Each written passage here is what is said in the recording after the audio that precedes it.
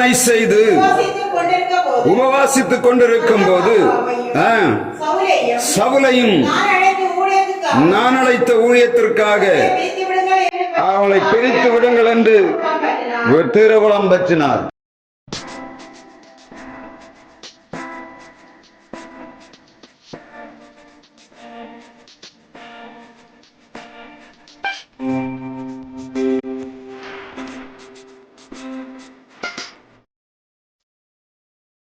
நம்முடைய பிதாவாகிய தேவனாலும் குமாரனாகிய இயேசு கிறிஸ்துவினாலும் பரிசுத்த ஆவியினாலும் உங்களுக்கு கிருபையும் சமாதானமும் உண்டாவதாக. நான் இன்றைக்கு உபவாச கூடுகையிலே ஒரு செய்தியை கொடுக்க வேண்டும் என்று ஆயத்து பண்ணி கொண்டிருக்கும் போது அப்போஸ்தலர் நடபடிகள் 13ஆம் அதிகாரம் 2ஆம் வசனத்தையும் அதன் 3ஆம் வசனத்தையும் 14ஆம் அதிகாரம் 23ஆம் வசனமும் ஆண்டவர் கொடுத்த செய்தியாக அது வைக்கப்பட்டது. எனவே நான் இங்கே உள்ளே வரும்போது ஆண்டவரே இதன் தொடர்ச்சியை நீர் தர வேண்டும் என்று கேட்டார். 2 தீமோத்தேயு 2ஆம் அதிகாரம் 21ஆம் வசனத்திலே இந்த வார்த்தை சொல்ல வாசிக்கலாம். 2 தீமோத்தேயு 2ஆம் அதிகாரம் 21ஆம் வசனம்.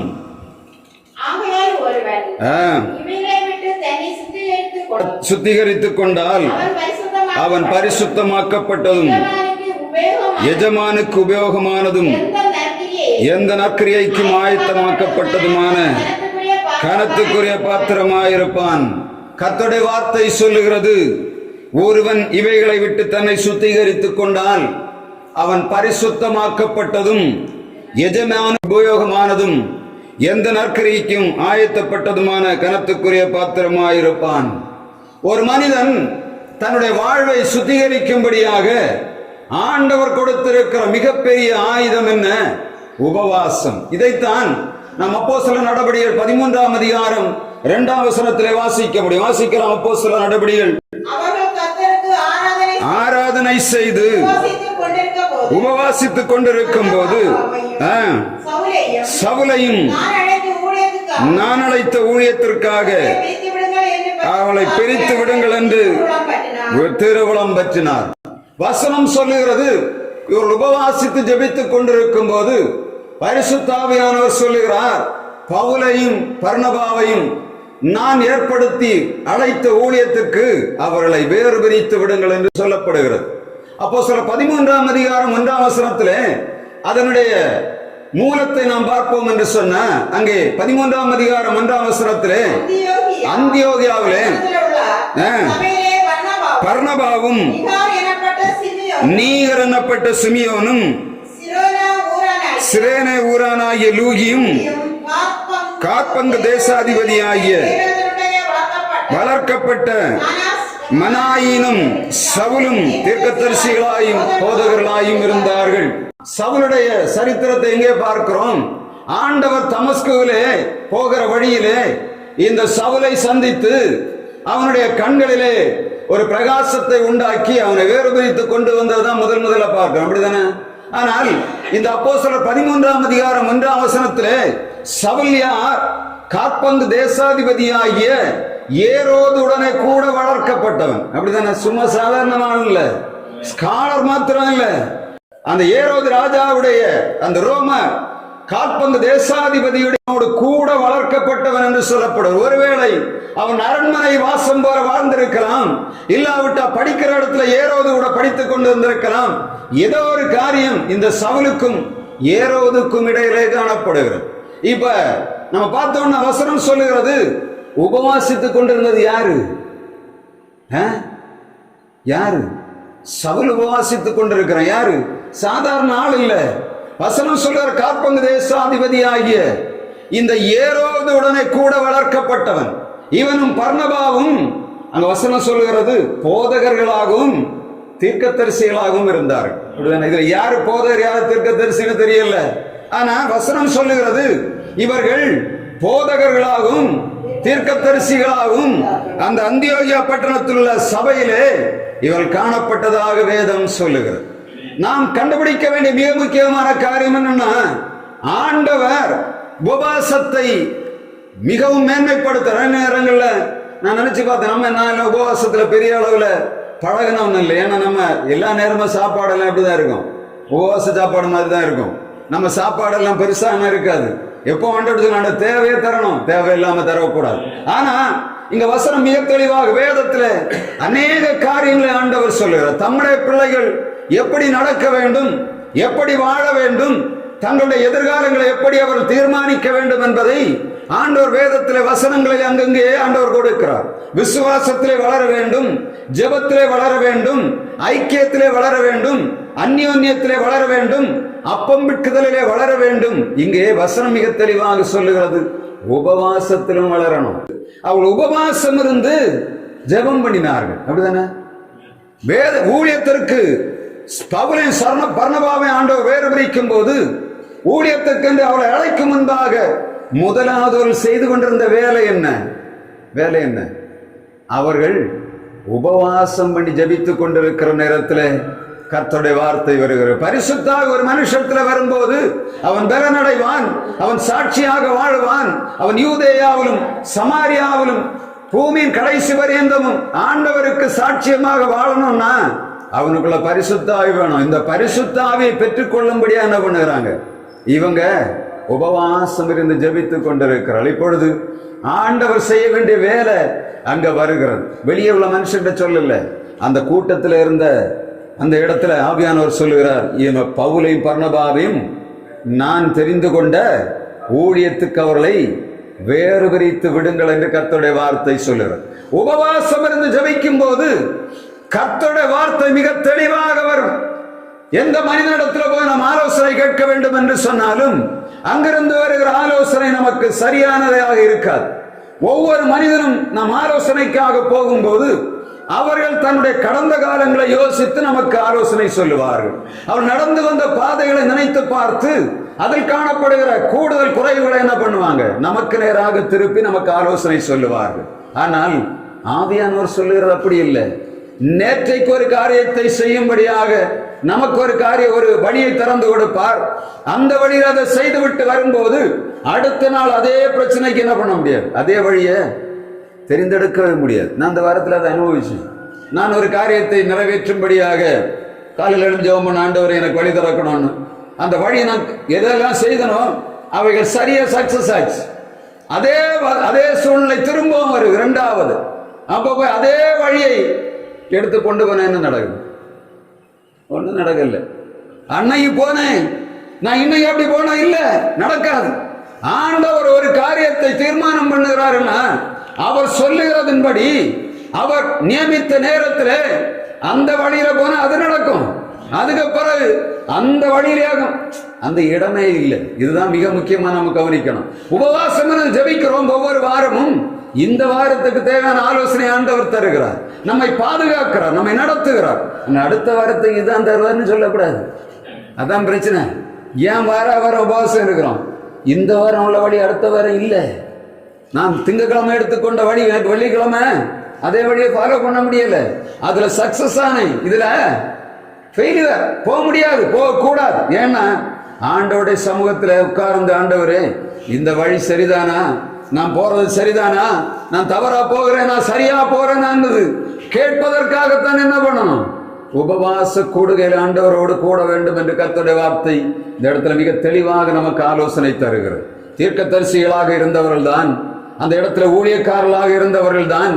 இவர்களுக்கு கூட எப்படி அழைப்பு ஆண்டவர் சொல்லுகிறார், பவுலையும் பர்னபாவையும் நான் அழைத்த ஊழியத்திற்கு அவளை வேறு வைத்து விடுங்கள் என்று சொன்ன. என்ன வேலை செய்தாலும் நான் எல்லார்ட்டையும் சொல்லுவேன், நீங்க கொஞ்ச நேரமாவது ஆண்டவருடைய சமூகத்திலே போய் சொல்லி அந்த காரியத்திலிருந்து விடுதலை வருகிறது வரையில் நாம் போகக்கூடாது. ஒரு காலத்தில் சின்ன வயசுல என்ன பண்ண, ஆண்டவரே நீர் நடத்தும் என்று சொல்லி இறங்கி போயிடும், அது நடக்கும். ஆனா நாள் செல்ல செல்ல நாம் ஆண்டவரோடு பேசுகிறோம், ஆண்டவர் திரும்ப பேசாம நம்ம போனோம்னு அடி கிடைக்கும். சரிதானே? சொல்றாங்க, நான் ஜெபம் பண்ணிட்டு தான் செய்தேன், ஜெபம் பண்ண சரி, பதில் வந்ததா இல்லைன்னா பதில் இருக்காது. ஏன்னா நம்ம ஆண்டவருடைய விசுவாச வாழ்விலே வளரும் போது ஆரம்பத்தில் நம்ம சொல்றதெல்லாம் கேட்கிற மனசுக்குள்ள சொன்னதை கூட ஆண்டவர் நிறைவேற்றுகிறார். ஆனா கொஞ்சம் காலம் தாண்டி வரும்போது நம்முடைய விசுவாசத்தின் பரீட்சையான சோதிக்கப்படும் போது நமக்கு பொறுமை வராது. அப்போதான் என்ன சொல்லுகிறார் ஆண்டவர், நான் நீ பேசுனது சரிதான், நான் உனக்கு பதில் சொன்ன நான் கேட்பேன். அப்படிதானே? தாவீது எல்லா தீர்க்கதரிசியோட வார்த்தையை கேட்டு ஓடி போனவன் தான். தன்னுடைய சொந்த குடும்பம் எல்லாம் சிறைபிடிக்கப்பட்டு போனது அமலேக்கியர் மூலமாக. அவன் செய்த முதல் வேலை என்ன? அவனுக்கு பராக்கிரமசாலிகள் கூட இருந்தாங்க இல்ல, யுத்த வீரர்கள் கூட இருக்கிறாங்க. ஆனா அவன் பழைய யுத்த முறைமே செய்யல. என்ன பண்ணுகிறான்? முதலாவது மீகாவை அவன் அடையும்படியாக சவுலினால ஏவப்பட்ட போது தன்னோடு இருந்த படை வீரர்களை கூட்டிக் கொண்டு போகிறான். தனக்கு சாதகமானவர்களை கூட்டிக் கொண்டு போய் பெலிஸ்தர்ல 200 பேரை கொல்லுகிறான். அப்படிதானே? ஆனா தன்னுடைய குடும்பம் பிடிக்கப்பட்டு போன போது அவன் முதலாவது சொல்லுகிறான், சணல் நூல் ஏபோத்தை கொண்டு வா. ஏபோத்தை தரித்தவனை நீ கொண்டு வா என்று கூப்பிடுகிறான். வந்து கேட்கிறான், நான் அந்த படையை தொடர்ந்து போகலாம். அப்படிதானே? குடும்பம் பிடிக்கப்பட்டு போகுது, எல்லாம் இல்ல, ஒண்ணும் இல்லாம நிக்கிறான். வந்த அடுத்த நேரத்துக்கு ஒண்ணுமே தெரியல. மனைவிகள் பிடிக்கப்பட்டார்கள், கூட வந்தவர்கள் எல்லா விதமான சொத்துக்களும் அபகரிக்கப்பட்டு போயிற்று. என்ன பண்ணிருக்கணும்? வேதனோட இருக்கிறான். ஓடி போய் என்ன பண்ணிருக்கலாம்? செய்யலாம். முதல்ல கேட்கறது என்னன்னா, எல்லாம் இழந்தாச்சு, எல்லாம் இழந்து போனது போல வருமா வராதான்னு தெரியல. ஆனா அவன் ஒரு காரியத்தை செய்தான். அவன் சொல்ல, ஏபோத்தை கொண்டு வா, நான் விசாரிக்க வேண்டும். ஆண்டவரிடத்துல விசாரிக்கிறான். விசாரித்த பிறகு ஆண்டவர் சொல்கிறார், போ, நீ எல்லாவற்றையும் மீட்டுக் கொள்ளுவாய், திருப்பிக் கொள்ளுவாய் என்று சொன்னார். போனா திருப்பி கொண்டு வந்தான். அப்படிதானே? மிக தெளிவா கவனிக்க வேண்டிய காரியம் என்னன்னா, உபவாசத்தில் நம்ம செய்ய வேண்டிய வேலை ஆண்டவரோடு தனித்திருந்து கேட்கணும். அநேக நேரங்களில் நாட்கணக்காகிறது, மாத கணக்காகிறது. ஏன் ஆண்டவரை பதில் செய்யவில்லை என்று சொல்லி நாம் அங்கலாய்க்கிறோம் அல்லவா? எவ்வளவு நேரம் உபவாசத்தில் இருக்கிறோம் என்பதான் கேள்வி. எனக்கெல்லாம் சில பிரச்சனைகள் வந்தா வேற ஒண்ணுமே தோடாது. எப்ப பார்த்தாலும் அந்த பிரச்சனைகளை தான் மூழ்கிறோம். எப்படா விடுதலை கிடைக்கும்? அதுவரையிலும் என்னுடைய சிந்தனைகள், என்னுடைய மூச்செல்லாம் அதுக்கு நேரம் தான் போயிட்டு இருக்கு. ஆண்டவர் எப்போ விடுதலை கிடைக்கும்? இதுல என்னை விடுதலை தருவீர், வேற ஒண்ணுமே இருக்காது. என்ன செய்தாலும் நான் சாப்பிடுறேன், என்ன உடம்புக்கு சாப்பிடுறேன், வேற எதுக்கு சாப்பிடுறேன்? ஏதோ சாப்பிடுவோம். ஆனா எண்ணம் எல்லாம் ஆண்டவர்கள் எப்படியாவது விடுதலை வர வேண்டும் என்று சொல்லி எண்ணம் எப்பொழுது ஓடிக்கொண்டிருக்கும். ஆண்டவரோடு உறவாடுகிற அனுபவம், உபவாசிக்கிற அனுபவம் ஒரு ஊழியனுக்கு, ஒரு விசுவாசிக்கு இருக்கும் போது ஆண்டவர் அவனோடு பேசுகிறவர். அது அங்கு சொல்லப்படுகிறது. 13ஆம் அதிகாரம் 1ஆம் வசனம் 2ஆம் வசனத்தில் அப்போஸ்தலர்களே அவர்கள் உபவாசம் பண்ணி ஜெபம் பண்ணி கொண்டிருந்த போது ஆண்டவர் திருவுளம் பெற்றுகிறார். இரண்டாவதாக அப்போஸ்தலர் 13ஆம் அதிகாரம் 3ஆம் வசனத்தை வாசிக்கிறான். அப்பொழுது உபவாசித்து ஜெபம் பண்ணி அவர்கள் மேல் கைகளை வைத்து அவர்களை அனுப்பினார்கள். ஹல்லேலூயா! வசனம் முதலாவதாக சொல்லுகிறது, அவள் உபவாசித்து ஜெபித்துக் கொண்டிருக்கும் போது தேவ ஆவியானவர் வந்து அவர்களோடு பேசுகிறார். இரண்டாவதாக பேசி முடித்தவன் என்ன செய்யறாங்க? அவருக்கு கீழ்ப்படுகிறாங்க. எப்படி கீழ்ப்படுகிறாங்க? அவங்க உடனே அனுப்பி விடல. அது தெளிவா பார்க்கணும். 3ஆவது திரும்ப வாசிங்க. அப்பொழுது உபவாசித்து ஜெபம் பண்ணி அவர்கள் மேல் கைகளை வைத்து அவர்களை அனுப்பினார்கள். அவர் சொல்லிட்டாங்க, பவுலும் பர்னபாசையும் பிரித்து விடுங்க. ஆனா வசனம் சொல்லுகிறது, அவர்கள் என்ன பண்ணுகிறார்கள்? அவர்களை கூட்டி உட்கார வைத்து உபவாசம் பண்ணி ஜெபம் பண்ணி அவர்கள் கைகளை வைத்து அதிகாரப்படுத்தி அனுப்புகிறார். எதுக்காக அனுப்புகிறார்கள்? அதுக்கு பரவாயில்ல காரியத்தை நீங்க பார்த்தா தெரியும். முதல்ல என்னத்துக்கு அனுப்புறார்? ஆண்டவர் என்ன பண்ணுகிறார்? இவர்களை வேறு பிரிக்கிறார். வேறு பிரித்து விட்டு இவர்கள் உபவாசம் பண்ணி அவர்களுக்காக ஜெபம் பண்ணி அவர்கள் கைகளை வைத்து அனுப்புகிறார்கள்னா சாதாரண காரியம் இல்லை. எதுக்காக அனுப்புறாங்க தெரியுமா? அடிக்கிறதுக்கு அனுப்புறாங்க, கொலை பண்ணப்படக்கூடிய இடத்துக்கு அனுப்புறாங்க, சுவிசேஷம் இதுவரை அறிவிக்கப்படாத இடத்துக்கு அறிவிக்க போறாங்க, இதுவரையில கால் ஊனாத ஒரு இடத்துல, இயேசுவை பற்றி அறிவிக்கப்படாத இடத்துல, ஏற்கனவே யூதருடைய தேசத்திலே நியாயப்பிரமாணத்திலே மூழ்கி கிடக்கிற ஜனங்கள் மத்தியிலே இயேசு என்ற ஒரு புதிய கொள்கையை அறிவிக்கும்படியாக என்ன பண்ணுகிறார்? அவளை கைகளை வைத்து அனுப்புகிறார். உபவாசம் இருந்து ஆண்டவரை கையில ஒப்பு கொடுத்து ஜெபம் பண்ணவர்களுக்கு கிருபை விடும் ஆண்டவரே. புறப்பட்டு போகிறார்கள். நாங்கள் செய்ய வேண்டிய வேலை இவர்கள் செய்ய போகிறார்கள். இவர்கள் உபத்திரவங்கள் எல்லாம் நமக்கு தெரியும். இந்த இக்கோனியா, லிஸ்திரா, இந்த பட்டணங்கள் சுற்றி இருக்கிற பட்டணங்களிலே காணப்படுற எல்லாவற்றையும் இந்த எருசலேமில் இருந்த அந்தியோகியா இருந்த எல்லா ஜனங்களுக்கும் தெரியும். ஏன்னா சுற்றி இருக்கிற ஜனங்கள் எவ்வளவு பாவத்துக்குள்ளே, எவ்வளவு அந்தகாரத்துக்குள்ளே, எவ்வளவு சிக்கல்களுக்குள்ளே கிடக்கிறார்கள் என்பது இவர்களுக்கு தெரியும். இயேசு வந்தபோது அவருடைய சுவிசேஷம் அறிவிக்கப்பட முடியாதபடி எல்லா தேசங்களும் என்ன பண்ணி கிடக்கு? மிகப்பெரிய எதிர்ப்பை கிறிஸ்தவம் சந்தித்துக் கொண்டிருக்கிற நேரத்தில் ஆண்டவர் இவர்களை அனுப்புகிறதை நாம் பார்க்க முடியும். எப்படி அனுப்புகிறார்? முதலாவதாக ஆண்டவர் அவர்களை அனுப்பும் போது எதுக்காக அனுப்பினார்? உபவாசம் பண்ணி அனுப்பினார்கள். இவர்கள் அனுப்பப்பட்ட போது செய்த காரியங்கள் அதற்கப்புறம் அப்போஸ்தலர் 13ஆம் அதிகாரம் 11ஆம் வசனத்திலே சொல்லப்படும். வாசிக்கிற அப்போஸ்தலர் 13ஆம் அதிகாரம்.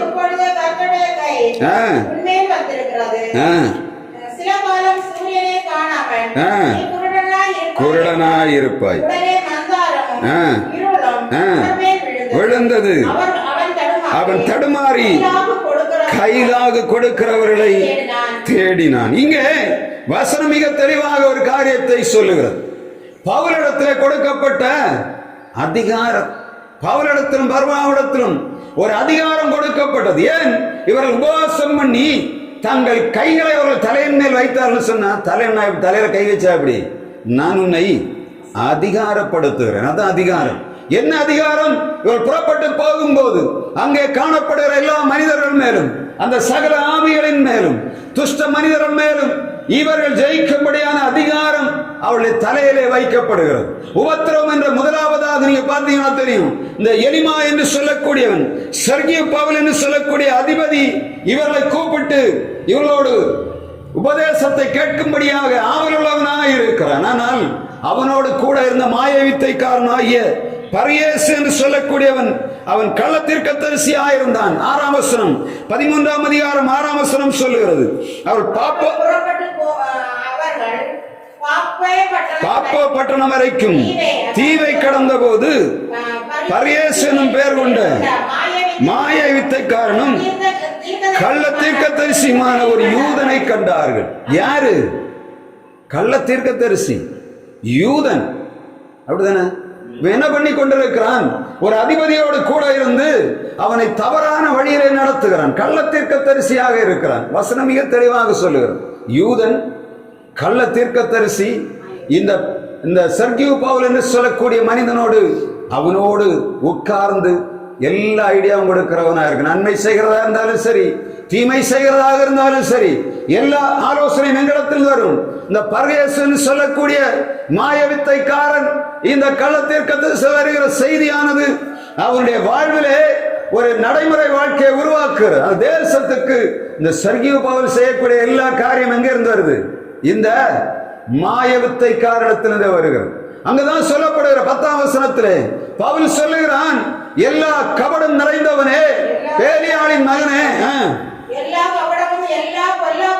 நிறைந்தவனே, பிசாசின் மகனே, நீதிக்கெல்லாம் பகைஞனே, கர்த்தருடைய செம்மையான வழிகளை புரட்டுவதில் ஓய மாட்டாயோ என்று கேட்கிறான்.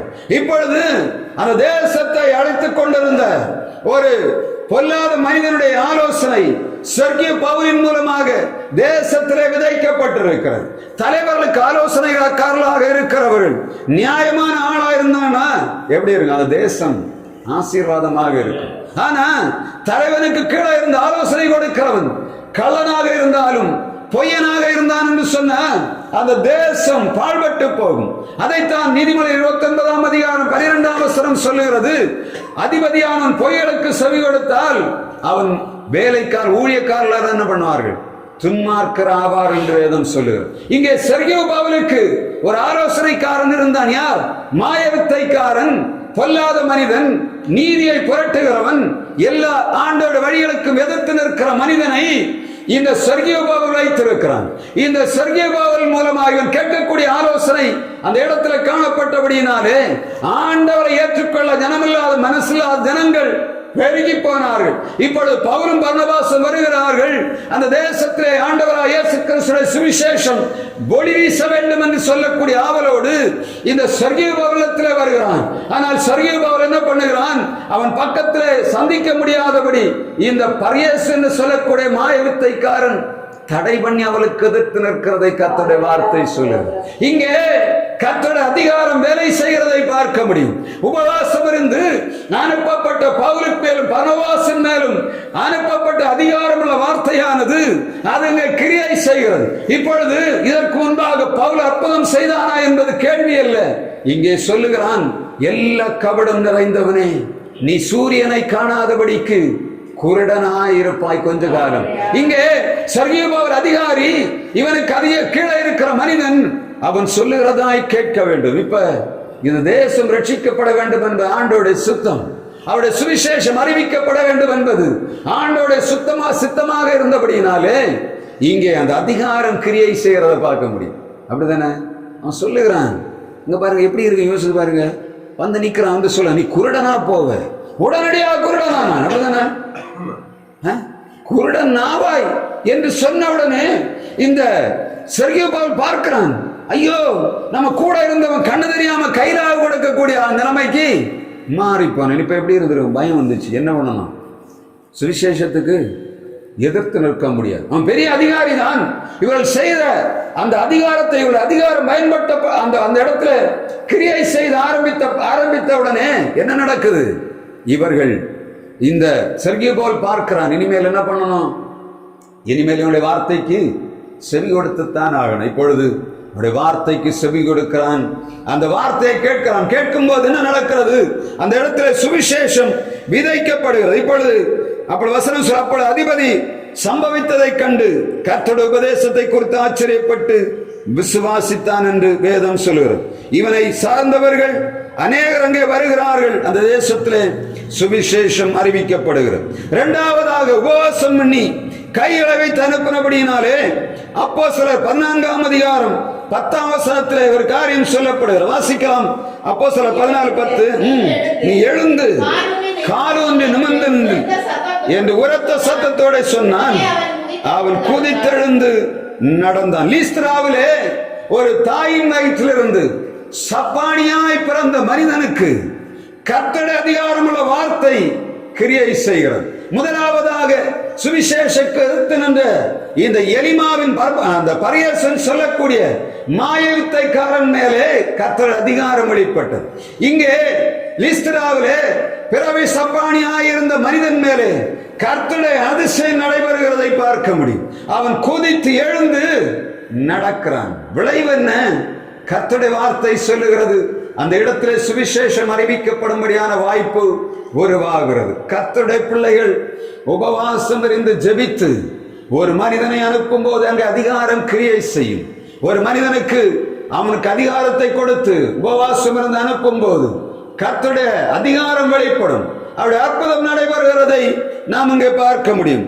மூன்றாவதாக அப்போஸ்தலர் 14ஆம் அதிகாரத்திலே நீங்க பார்த்தீங்கன்னா தெரியும், இந்த பவுலை கல்லறிகிறார்கள். அப்படிதானே? பவுல் கல்லறியப்படுகிறார். நீங்க பார்த்தா தெரியும். 19ஆம் வசனத்துல 14-19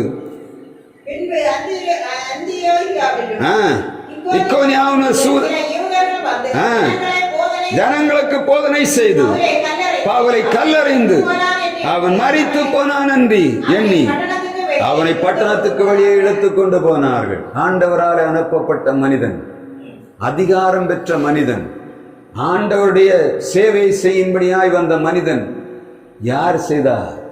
அந்தியோகியாவிலும் இக்கோனியாவிலும் உள்ள யூதர்கள் அங்க வருகிறார்கள். இவனை விடாம துரத்துகிறார்கள். அப்படிதானே?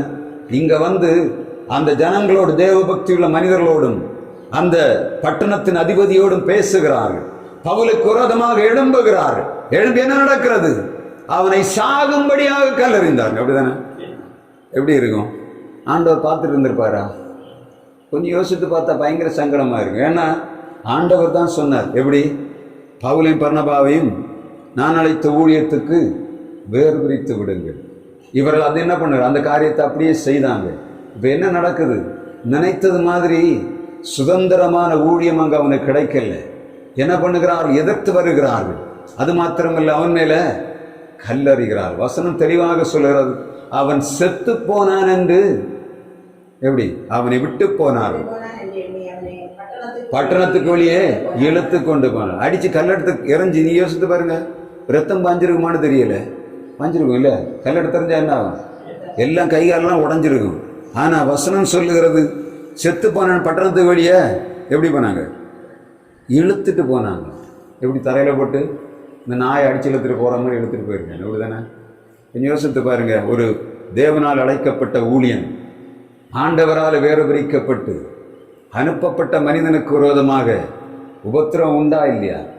அநேகர் சொல்லுகிறார்கள், நான் ஆண்டவருக்காக இறங்கி வந்தேன். நான் வாங்குகிற அடி யாரும் வாங்கக்கூடாது, நான் படுகிற உபத்திரம் யாரும் படக்கூடாது. எல்லா ஊழியர்களுக்குள்ளும் அந்த எண்ணம் இருக்கு. ஆண்டவரே, நீர் அழைத்ததல்ல உண்மை அல்லவா, ஏன் எனக்கு இந்த துன்பங்கள் நடைபெறுகிறது? ஒரு ஊழியக்காரனுடைய சரித்திரத்தை நான் படித்தேன். அப்போ அவர் ஊழியத்துக்கு அழைக்கப்பட்டு வருகிறார்.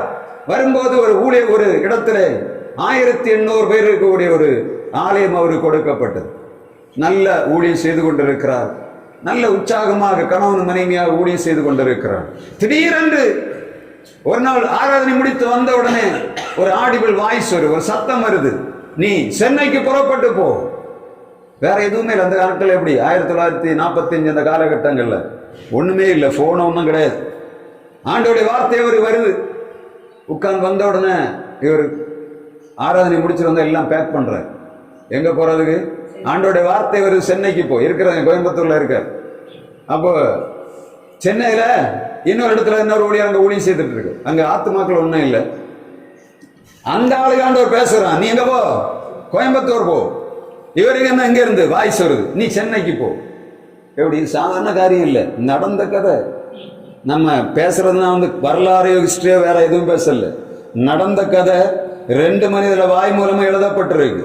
அவர் என்ன சொல்லுகிறார்? இவர் இங்க இருந்து எல்லாத்தையும் அங்க ஊழியர்லாம் அந்த விசுவாசிகள் வந்து அழுறாங்க, பாஸ்டர் நீங்க போகக்கூடாது பாஸ்டர், எங்களுக்கு இவ்வளவு தூரம் நீங்க ரொம்ப ஊழியம் செய்து இருக்கிறீங்க, இவ்வளவு ஆசீர்வாதம் நாங்க பெற்றிருக்கோம், நீர் போயிடக்கூடாது. அவர்கள் அழுத உடனே இவங்க 2 பேருக்குள்ள ஒரு சலனம், ஆண்டவர் தான் செய்கிறார் போல இருக்கு அப்படின்னு இருந்திருந்தா என்ன ஆயிருக்கும்? ஆண்டவர் வார்த்தைக்கு கீழ்ப்படியாம அங்க உட்கார்ந்த மாதிரி இவர்கள் கிளம்பி போன ஒன்னையும் கண்டுகிடல. இவங்க அழுகையெல்லாம் அவங்க வந்து எல்லாத்துக்கும் ஆண்டவருடைய வார்த்தை சரிதான் என்று சொல்லி கிளம்பி போனாங்க. இவர் அங்கே போய் இறங்கும் போது அங்க உள்ள ஊழியர் முந்தின நாள் சாயங்காலம் அங்கே கிளம்புற எங்க இவருடைய ஊழியத்துக்கு அவர் டிரான்ஸ்பர், அவரு ஊழியத்துக்கு இவர் டிரான்ஸ்பர். இவர் இங்க எங்க நிறைய ஆளு 1500 பேர் இருக்காங்க அந்த ஊழியத்துல. அதுக்கு அந்த ஊழியர் வருகிறார். இந்த ஊழியர் போற இடம் உட்கார்ந்துருக்க இடத்துல வீட்டுக்கு முன்னாடி சாக்கடை, உட்கார்ந்துருக்க இடத்துல ஒரு ரூம்ல அவர் தங்கி இருக்கிறார். இவங்க கணவன் மனைவியுமே இருக்கிறாங்க, சின்ன பிள்ளையும் கொண்டு. இங்க வந்து ஊழியர் அங்க எவ்வளவு 1500 ஊழியர்கள் விசுவாசிகள் உண்டு. எப்படி இருந்திருப்பாங்கன்னு யோசித்து பாருங்க. இங்க வந்து ஒன்றும் இல்லாம ஒரு ரூம்ல கதவும் பட்டி ஒரு சின்ன கை குழந்தைய வச்சுட்டு ஜெபம் பண்ணிட்டு இருக்காங்க. ஆண்டவரே ஆத்துமாக்களை தார். ஏன்னா சந்திக்க தெரியாது, என்ன பண்றதுன்னே தெரியாது. கர்த்தர் கொண்டு வந்தார். இங்க வந்து அவரை அழைக்கும் போது என்ன, அங்க எத்தனை ஆத்துமாக்கள் இருக்கு, என்ன ஊழியர் ஒண்ணுமே இல்லை. நேரம் வந்து தங்கி இருக்கிற வீடு ஒரு சின்ன ஓலை குடிசை, அதுக்குள்ள இவர் கணவன் மனைவி சின்ன பிள்ளையுமா வந்து உட்கார்ந்து விட்டார். ஜெபம் 2 பேரும் ஜெபம் பண்ணுவாங்க. பகல ஊழியங்களுக்கு போவாங்க. ஒரு ஆத்மா சந்திக்கப்படலை. 1 வருஷம் தாண்டி ஒரு ஜெபம் பண்ணி அழுது கொண்டு, ஆண்டவரே நீர் என்னை ஊழியத்துக்கு அழைத்தது உண்மைதானா? எப்படி இருக்கும்? 8 வருடம் ஊழியம் பண்ணியாச்சு. 1933 ஊழியத்துக்கு வரார். 12 வருடங்கள் 45ல் இந்த கேள்வி வருது, ஆண்டவரை ஊழியத்துக்கு அழைத்தது உண்மைதானா? எப்படி இருக்கும்? நீர் என்னை ஊழியத்துக்கு அழைத்தது உண்மைதானா? 12 வருஷம் கழிச்சு கேட்கிறார், ஊழியத்துக்கு அழைத்தது. அன்னை வெளியே போயிட்டு வரும்போது அங்கே அம்மா ஒரு விதவை பொம்புள்ள, அவங்க கடைக்கு போயிட்டு வரும்போது கடையிலேருந்து கூட்டிட்டு இருந்தாங்க. முதல் ஆத்மா எப்படி? முதல் ஆத்மா 1 வருஷம் கழிச்சு ஒரு ஆத்மா கூட யாரு? விதவை கொண்டு வந்தார். கொஞ்சம் கொஞ்சமாக ஆண்டவர் அந்த ஊழியத்தை வளர்த்து கொண்டு வந்தார். கிட்டத்தட்ட ஒரு 40 வருடங்கள் அந்த இடத்துல ஊழியம் பண்ணினார். ஒரு 1500 விசுவாசிகளை சம்பாதிச்சிருந்தார். வாடகை கட்டளத்தில் எங்க 40 வருஷம் சொன்னா பயங்கர சங்கடமாயிருங்க. அடிக்கடி அவர் சொல்ல, பிள்ளைகளே கொடுங்க, வாடகை கொடுக்கறது பைசா இல்லை. நான் 7000 ரூபா 1988 காலகட்டத்தில் 7000 ரூபா வாடகை கொடுக்கணும். கீழே மேலேயுமா இருந்து மாடியில். அவர் அடிக்கடி சொல்லுவார், பிள்ளைகளே எப்படி வாடகை கொடுக்க முடியல, நீங்கள் காணிக்கைகளை தர. நான் காணிக்கை கொடுத்தா என்ன பண்ணுவார் தெரியுமா? அவருக்கு வேலை என்னென்னா, காணிக்கை கொடுத்தாச்சுன்னா கையில் வச்சுருப்பார். யாராவது ஊழியக்காரன் வரும், அப்படி எடுத்து கொடுத்து அனுப்புவார். அடுத்த நேரம் என்ன இருக்குன்னு பார்க்க மாட்டார். அப்படிப்பட்ட ஊழியக்காரர். ஆனால் அவர் போன பிறகு இந்த ஊழியம் வளர்ந்தது. அதுக்கப்புறம் நான் பார்த்தீங்கன்னா 60,000 விசுவாசிகள். அவர் அதுக்கு பின்னாடி உள்ள 27 வருஷங்கள் அந்த ஊழியத்தில் நான் இருந்தாலும் எனக்கு தெரியும். ஏன்னா விசுவாசியார் அந்த காலங்களில் அந்த விசுவாசத்தின் பழக்கங்களை கற்றுக் கொடுத்தாங்க. என்ன நடந்ததுன்னா, அந்த தேசத்துல அவங்க இருக்கிற அந்த ஆரம்ப காலத்துல பையனுக்கு வந்து பால் குட்டி வாங்க பைசா இல்லை. அந்த கடைக்காரன் போனா ஃப்ரீயா கொடுப்பார், கடன் கேட்டா கொடுப்பார். ஆனால் அவர் சொல்லுகிறார், இவன் காலையில இன்னைக்கு காலையில அவனுக்கு பால் கொடுத்துருக்காங்க, அவன் நைட்டு அழுதுட்டு கிடக்குறான், மறுநாள் காலையில மத்தியானம் ஒரு அழுதுட்டு கிடக்குறான். இவங்க தண்ணி எடுத்து கொடுக்குறாங்க. முதல்ல தண்ணியை குடிச்சு பார்த்தான், அதுக்கப்புறம் ஏற்கல்ல. மத்தியானம் மறுநாள் ஆரம்பிச்சு அழுது அழுது அழுது அழுது அவன் பலம் தீர் மட்டும் அழுதுருக்கான். அழ முடியாத கட்டத்தில் ஆள் மயங்கி கிடக்குறான். மத்தியானத்துக்கு மேல ஆண்டவர் ஒரு 10 நாளைக்குள்ள எல்லா பால் குட்டியும் அனுப்பி விட்டார் ஒரு ஆள் மூலமாக. என்னன்னா, ஆண்டவர் தம்முடைய பிள்ளைகளை ஊழியத்துக்கு அழைத்து கொண்டு வருகிறார்னா அநேகர் சொல்லுகிறார்கள் எல்லாம் நினைச்சது போல நடக்கும். இல்ல, கர்த்தருடைய சோதனை ஒன்று உண்டு. அதுக்கு அன்னை தான் சொல்லுகிறார், அந்த நேரத்திலும் நான் எந்த மனிதனிடத்திலும் கடன் கேட்டதில்லை, கடன் வாங்கினதில்லை.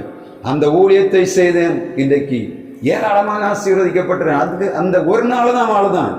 எப்படி சாத்தான் வந்து சொல்லுகிறான் 2 பேர்ட்டையும் வந்து, நீங்க 2 பேரும் விசுவாசத்தில் இருங்க, சரிதான், உன் பிள்ளை என்ன தப்பு பண்ணுச்சு, அதுக்கு நீ பால் வாங்கி கொடு, அந்த கடையில போனவனை ஃப்ரீயா தருவான், இல்ல அப்புறம் நீ காசு கொடுக்கலான்னு சொல்லி கேளு.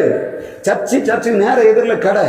ஆனா இவரு கொண்டு வந்த தீர்மானம், பிள்ளை செத்து போனாலும் சரி விசுவாசத்துல வந்திருக்கிறேன், ஒரு மனிதனிடத்திலையும் போய் கடனை சொல்ல மாட்டேன், என் காரியத்தை சொல்ல மாட்டேன் என்று சொன்னார். எவ்வளவு போராட்டம் இருந்திருக்கும். இவர்கள் தண்ணி குடிச்சிருந்தாங்க, பிள்ளை கண்ணுக்கு முன்னாடி அழுதுட்டு கிடக்கு.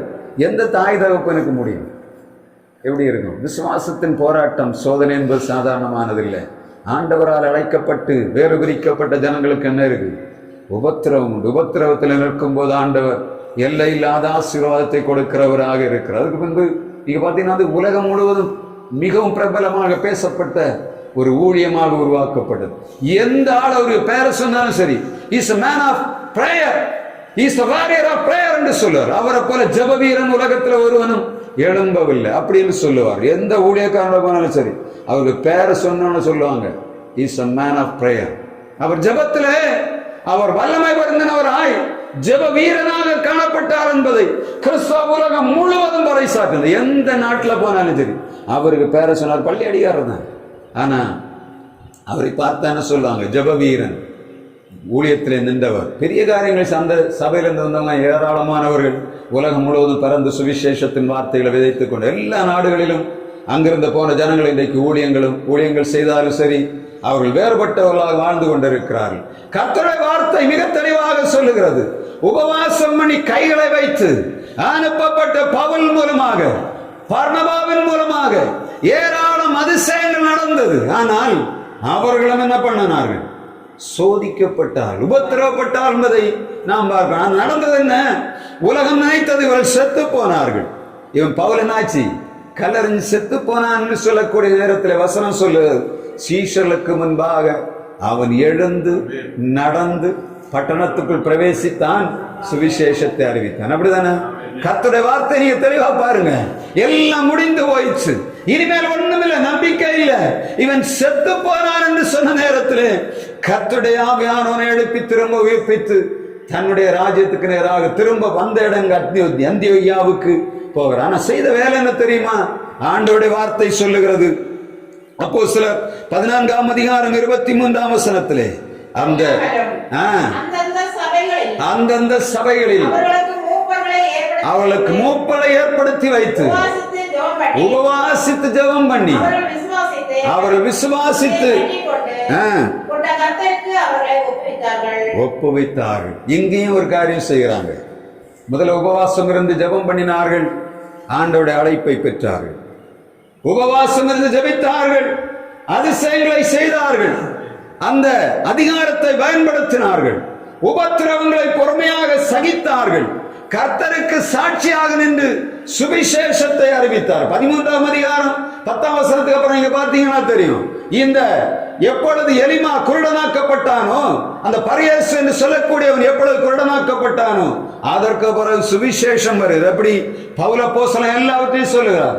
ஆதியிலிருந்து அந்தம் வரையிலும் இயேசு கிறிஸ்து முன்னறிவிக்கப்பட்டவையிலிருந்து அவர் பாடுபட்டு மரித்து அடக்கம் பண்ணப்பட்டு உயிரோடு எழுந்து கல்லறைக்குள்ளே வைக்கப்பட்டு உயிரோடு எழுந்து சீசர்களுக்கு தரிசனமாகி அவர்களுக்கு பணியை கொடுத்து இன்றைக்கு நாங்கள் செய்கிற ஊழியத்தை எங்களுக்கு செய்யும்படியாக பரிசுத்த ஆவியானவர் அனுப்புறது வரையிலும் அவளுக்கு உபதேசம் பண்ணிவிட்டு கடைசி வசனம் சொல்லுகிற 14ஆம் அதிகாரம் அந்த 27ஆம் வசனத்து 23ஆம் வசனத்துல உபவாசம் பண்ணி ஜெபம் பண்ணி அந்த ஜனங்களை ஏற்றுக்கொண்ட ஜனங்களிடத்துல என்னத்தை ஒப்பு கொடுக்கிறாங்க?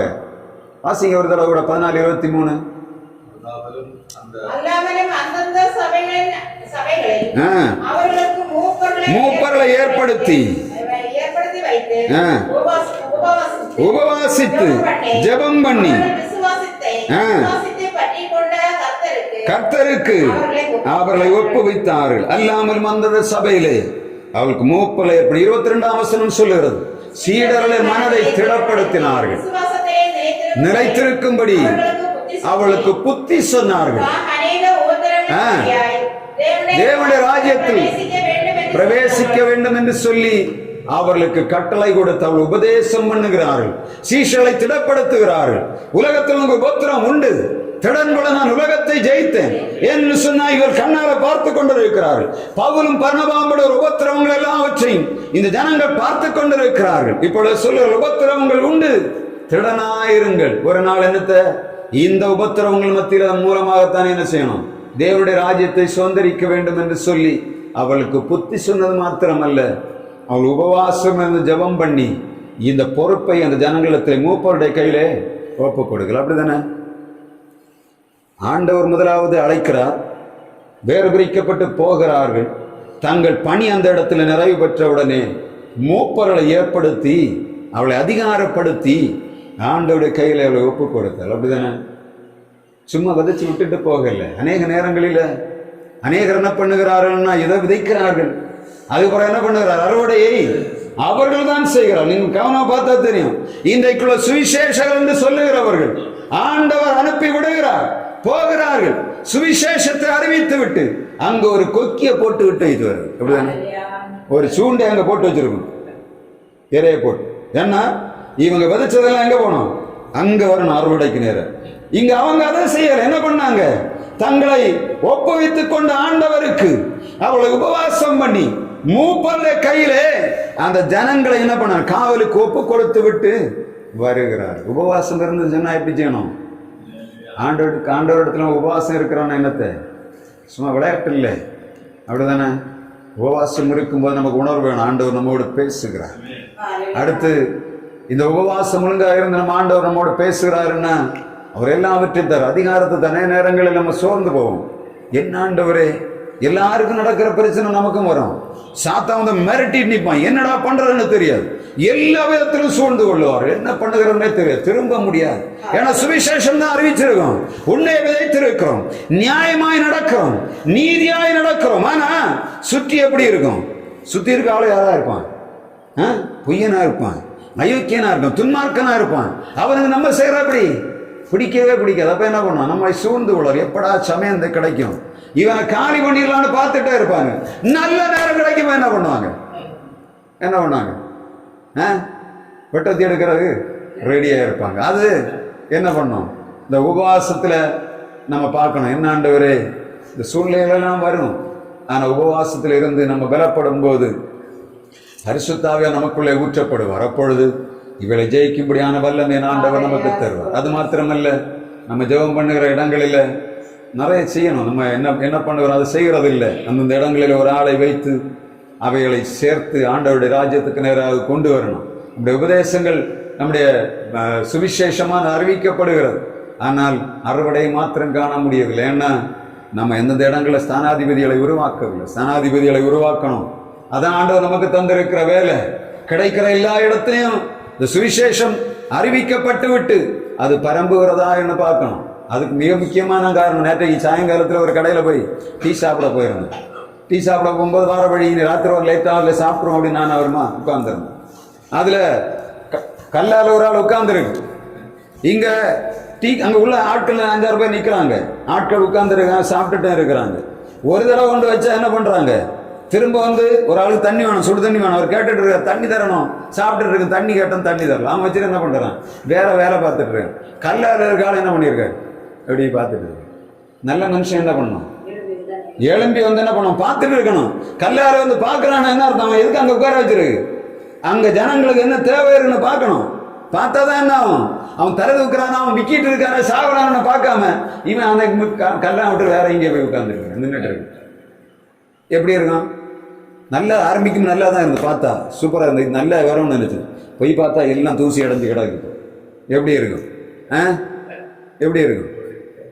அந்த கவனிப்பு சரியா இல்லடா என்ன கடை என்னதான் பண்ணாலும் சரி, நீங்க தேனும் தினமாவும் கொடுத்தாலும் சரி.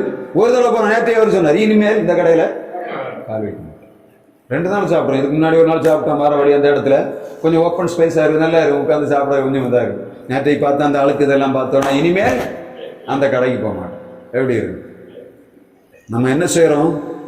ஊழியத்தை செய்கிறோம், சரியான ஓவர்சியரை நியமிக்கணும். இந்த இடத்துல நம்ம ஊழியத்தை செய்யும் போது இதற்கு சரியான ஒரு ஆளை ஆண்டவர் தர வேண்டும் என்று நம்ம கேட்கணும். நான் அடிக்கடி கேட்பேன், ஆண்டவரே நான் வாரம் செய்யறேன், இதுக்கப்புறம் ஒரு நல்ல மனிதனை நீங்க இங்க வைக்கணும், இது தொடர்ந்து போகணும். நமக்கு வேலை என்ன? தளர்ந்து போன கைகளை திடப்படுத்தணும், தள்ளாடுகிற முழங்காலை திரும்ப நிமிர்த்தணும். இதுதான் நம்முடைய ஊழியம். எதுக்காக? தளர்ந்து போய் கிடக்கிறானா தட்டி விடணும், எழும்பணும். நம்ம எல்லாரும் யாரு? ஆண்டோட அபிஷேகம் பெற்ற ஸ்தானாதிபதி என்ற உணர்வு ஒவ்வொருத்தரும் வேணும். இங்க பாஸ்டர் மாத்திரம் இல்லை பொறுப்பு, நம்ம எல்லாருக்கும் பொறுப்பு உண்டு. நம்ம டெய்லி தனித்தனி ஆளா வரோம். ஒரு நாளாவது ஒரு ஆளை கூட்டிட்டு வரீங்களா? வந்ததில்லை, இதுவரை வரல. ஒரு ஆளை கூட்டிட்டு வாங்க, யாரையா 2 பேரை கூட்டிட்டு வாங்க, அவர்களுக்கு சுவிசேஷத்தை அறிவிங்க. ஒருவேளை கஷ்டத்துல இருக்கணும், விடுதலை ஆண்டவர் கொடுப்பார். யார் மூலமாக என்ன பேசுவாருன்னே தெரியாது. இன்னைக்கு நான் எடுக்கும்போது நினைக்கிறேன், உபவாசத்தை பற்றி தான் பேசணும். உபவாசத்துல பைபிள்ல நிறைய இருக்கு. என்ன கொடுக்கணும்? இந்த நேரத்துக்கு என்ன கொடுக்கணும்? ஆவியானவரால் தரணும், தந்தாதான் செய்ய முடியும். வசனத்தை எடுத்து தியானிக்கும் போது எப்படி இருக்கும்? ஒண்ணுமே இருக்காது. அது வரும் அந்த வசனத்தை எடுத்து வாசிக்கும் போது இங்க ஒண்ணுமே இருக்காது. அது ஒரு உள்ள தேடும் போது தான் தெரியும் என்னத்தை இருக்குன்ட்டு. அப்படிதானே பாஸ்டர்? அதை தேடி அது உள்ள போய் உட்கார்ந்து கொஞ்ச நேரம் அதை மைண்ட்ல கொடுத்த ஆண்டவரை இதை பேசணும், நீர் இது இந்த சபைக்கு கொடுக்கணும், அந்த செய்தியை கொடுக்கணும் வரும்போதுதான் மீதி ஆண்டவர் தருவார். அதைத்தான் கொடுத்துருக்கோம். அதனால ஆண்டவர் என்ன பேசுகிறார் நாம் கவனிக்கணும். உபவாசம் என்று சொல்லக்கூடிய அநேகத்தை வாழ்வில் இப்ப எல்லாரும் என்ன பாவக்கா மாதிரி ஆயிப்போச்சு. என்ன அப்படிதான் ஆயிடுச்சு. உபவாசம்னா என்ன? அதுக்கு அர்த்தம் என்ன? உபவாசத்தினால என்ன மகிமை உண்டு? உபவாசம் செய்யும் போது எவைகளிலே நாம் கருத்தா இருக்க வேண்டும் என்ற உணர்வு இல்லாதபடினால உபவாசம் சாப்பிட்ட ரொம்ப தந்திரமா திருப்பிட்டு போயிட்டான். உபவாசம் முன்னாடி என்னத்த சாப்பிடாம பட்டினி கிடப்போம். காலையில சாப்பிட மாட்டாங்க. காலையில மத்தியானம் சாவு எல்லாம் முடிச்சுட்டு போய் ஏதாவது கஞ்சி சாப்பிடும், அப்படிதானே? ஆனா இப்ப அப்படி இல்லை. இப்ப சொல்லுவாங்க, நீங்க சாப்பிட்டாலும் பரவாயில்ல, எப்படி வந்துருங்க, உபவாசத்துக்கு வந்துருங்க. எப்படி மாறி போச்சு? முன்னாடி பாசம் நீ சாப்பிடாம வரணும், வந்த ஆண்டோட சமத்துல விழுந்து கிடக்கணும், நம்ம கேட்டது சின்ன வயசுல. ஆனா இப்ப நான் என்ன சொல்றேன், எதுவா இருந்தாலும் சரி பரவாயில்ல, உபவாச கூடுகை வா, அப்படி ஆயிட்டோம். அப்படிதானே? இனி அடுத்து எப்படின்னு தெரியல. நல்ல இப்ப நம்ம என்ன பண்றோம், கஞ்சி மாதிரி சோறாயிடுச்சு. இனி கொஞ்ச நாள் பிரியாணி போட்டாதான் வருவாங்க. அப்படிப்பட்ட சூழ்நிலை வந்தவனை கேட்பாங்க. இப்ப பிரியாணி எல்லாம் போடுறாங்க, முன்னாடி கஞ்சி ஊத்துறோம். இப்ப பாக்குறாங்க எல்லா சபைகள்லாம் அங்கங்கே உபவாசம் கூட நடக்கும். இப்ப பார்ப்பாங்க, அங்க மாறி மாறி பேசுறத பார்த்துருங்க. அங்க போனா பிரியாணி கிடைக்கும், பார்த்து இங்க போனா கஞ்சி தான் ஊத்துவோம். எப்படி இருக்கும்? உபவாசம் எப்படி போயிட்டு இருக்கு? இல்ல, இன்னைக்குள்ள உபவாசம் எப்படி போயிட்டு இருக்குன்னு சொல்றேன். அடுத்தது கேட்கறாங்க, அங்க போனா ஆடல் பாடல் இருக்குமா? ஆமா, ஒரு கூட்டத்துல இப்ப டான்ஸ் தான், உபவாச விடுகிற டான்ஸ் நடக்கும். என்ன பண்ணுவோம், நல்ல சூப்பரா நம்முடைய நிலத்துல ஒரு இன்ஸ்ட்ருமெண்ட் தூக்கி டமுக்கு டுமுக்காம அடிக்கிற அடியில இவங்க ஆட்டம் பாட்டம் கேட்டதுல வந்தோம். உபவாசம் கூடுதல் எப்படி இருந்து ஆவியில பயங்கர எழுப்புதல் வந்து உபவாச கூடுதல் என்னது வந்து. உபவாச கூடுகன்னா என்னத்த விளையாடுற இடமா? உபவாச கூடுகன்னா ஆண்டவருடைய சமூகத்துல விழுந்து கிடந்து குடும்ப கதையை சொல்றது, ஆண்டவர்கிட்ட ஆண்டவர் என்ன தேசத்தை ஆசீர்வாதம் ஜெபம் பண்றது, அதுக்கு தான் உபவாச கூடுக. மற்ற நாட்கள் உண்டு, அந்த மற்ற நாட்கள் ஆண்டவர்களை கழிவு கூறக்கூடிய நாட்கள் உண்டு, அது வேற. ஆனா உபவாசம் அப்படி இல்லை. உபவாசத்தை ஆண்டவர் ஏற்படுத்துகிறார்னாலே அந்த இடத்துல வளர்ச்சியை காணணும்ல ஆசையோட தான் அதை செய்கிறார். அந்த ஜனங்கள் மாற்றப்படணும், அந்த தேசம் ஆண்டவரை சந்திக்கணும். ஒரு ஆத்மா இப்ப நம்ம இதுல இப்ப பாஸ்டர் இந்த இடத்தை உருவாக்கி வைத்திருக்கிறார். பக்கத்துல பிரச்சனைகள் ஒண்ணு சத்தம் போட்டா நான் மேல மைக்கு வச்சு அடிக்க முடியுமா? அடித்த கொண்டு போடுவாங்க. ஆனா இருக்கிறத என்ன கொடுத்துருக்காரு ஆண்டவர்? சுதந்திரத்தை, விடுதலை தந்து அதை அனுபவிக்கிறோம். சீக்கிரமாக ஆலயம் கட்டப்படும். அது கட்டியாச்சுன்னா என்ன பண்ணும்? விடுதலை மாறாதிக்க முடியும். அதுதான் பெரிய நோக்கம். நான் உங்களுக்காக ஜெபம் பண்றேன். நீங்க என்ன பண்ணலாம்? எழும்பி ஜெபம் பண்ணாலும் போதும். ஆண்டவர் ஈர் செய்யணும். ஆண்டவர் அந்த காரியங்களை யாரை கொண்டாலும் அவைகளை தீவிரமாக செய்வார். வருஷ கணக்கில் ஊழியம் செய்தாலும் சபை கட்ட முடியாதவர்கள் சில 2 மாசத்துல சர்ச்சை கட்டிக்கிற நான் பார்த்துருக்கேன். 3 மாசத்துல சர்ச்சை கட்டுறோம். அப்படிதானே? அப்படி ஒரு தீவிரமான காரியம் நடக்கணும். அதான் நம்முடைய ஜெபமா இருக்கணும். நம்ம அதை கண்கள் காணணும். எப்படி இவ்வளவு நாள் ஊழியம் செய்தோம், அதோடைய பிரதிபலன் எங்க கிடைச்சி? இப்பதான் கிடைச்சது என்று சொல்லக்கூடிய அந்த காரியம் வரணும். ஏன்னா வசனம் மிக தெளிவாக அப்போஸ்தலர் 13ஆம் அதிகாரம் 2ஆம் வசனம் 3ஆம் வசனம் இந்த 14ஆம் அதிகாரம் 23 வசனங்களில் சொல்லப்பட்ட 3 உபவாசத்தை ரொம்ப கவனமா பார்க்கணும். முதல்ல உபவாசம் வந்து ஜெபித்தார்கள், 2வது உபவாசத்துல ஜனங்களை அனுப்பினார்கள், 3வது உபவாசம் முடித்தவுடனே அவர்கள் என்ன பண்ணினார்கள்? அந்த காரியத்தை ஒப்புவித்தார்கள். அதை நம்ம செய்யணும், நம்ம பார்க்கணும். நமக்குள்ள யாரு தாளந்தாளான ஆட்கள், அவங்க கூட போய் இப்போ பாஸ்டர்மா இருக்காங்க, பாஸ்டர் இருக்காங்க, யாராவது ஒரு ஆள் சேர்ந்து 4 பேர் சேர்ந்து குறிப்பாக சந்திக்கணும். எங்க விட்டு போன ஆட்களை கொஞ்சம் பார்த்து கூப்பிட்டு வந்து திரும்ப கொண்டு வந்து ஆராதிங்க. பெரிய காரியங்களை ஆண்டவர் தேசத்திலே நம்மை கொண்டு செய்வார். எனவே உபவாச கூடு எல்லாம் தட்டாதுங்க. உபவாச கூடுகளை கலந்து கொள்ளுங்க, பிறரையும் அதற்கு ஆயத்தப்படுத்துங்க. கர்த்தர் வருங்காலங்களிலே பிரயாசப்படுவரன் பலனிலே முந்தி பலனடைய வேண்டும். 13ஆம் அதிகாரம் 15ஆம் வசனத்தில் தான் சொல்லுகிறார். நீதியானிடம் செம்மையான விலை பேசி இடுக்கன் செய்வதால் வரும் ஆதாயத்தை வெறுத்து இவைகளை செய்கிற மனிதன் யாரு? பூமியின் உயர்ஸ்தலங்களிலே வைக்கப்படுவான். கர்த்தரோடு வாழ்வதற்கு நாம் ஆயத்தமாய் காணப்படுவதற்கு உபவாசம் மிகப்பெரிய கருவி. அதை எடுத்து பயன்படுத்துவோம். கர்த்தர் தொடர்ந்து நம்மை ஆசீர்வதிப்பாராக.